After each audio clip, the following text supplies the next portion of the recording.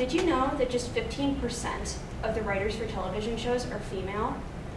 Although this statistic may surprise you, the industry in which I hope to work someday is still extremely biased against women.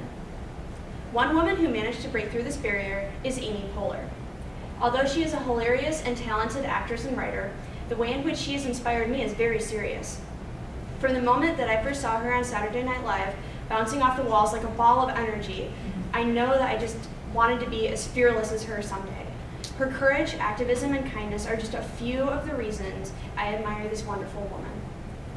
Being a cast member on Saturday Night Live takes a considerable amount of bravery and work ethic, but in her book Bossy Pants, Amy's longtime friend and collaborator Tina Fey described a particular moment when she knew Amy had what it took.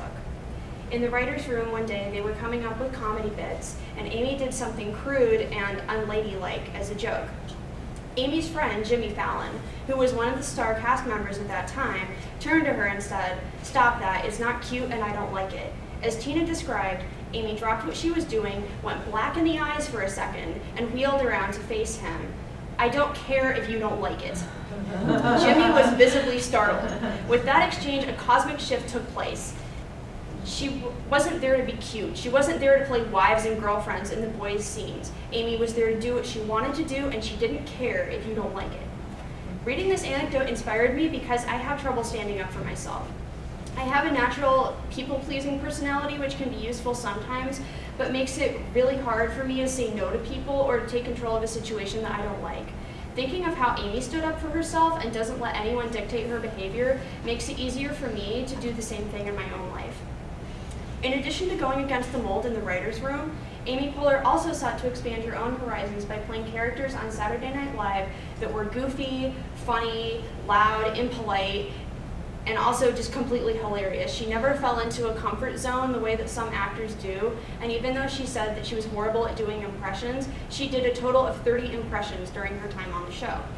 This also shows her courage because it's easy to just fall into a rut and play to your strengths, but it's really hard to challenge yourself and do the thing that it might be harder for you to do in hopes of getting better. Another attribute that I admire about Amy Poehler is her activism. As a woman working in television, she has the opportunity to change things from the inside out. For her show Parks and Recreation, she hires actors and writers from different cultural backgrounds to try to make as many people feel included as possible.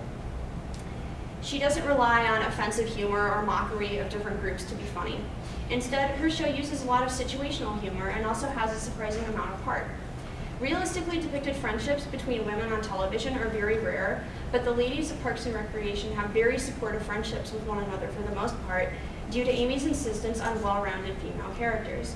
With so many shows and movies aimed towards women that still deal in stereotypes, representation in media matters, and Amy fights for that as much as she can. She even helped develop a show for little girls on Nickelodeon a few years back called The Mighty Bee, which was a refreshing breath of fresh air because it featured a female protagonist that was different from the usual pink and sparkly princesses that pervade girls' entertainment. In addition, she is a very outspoken supporter of women's and gay rights. This is so admirable to me because I consider myself a huge feminist, and sometimes the way that girls and women are portrayed in the media really gets on my nerves. I also worry a lot about how I will be treated if I decide to go into television screenwriting, and if my ideas will be shot down.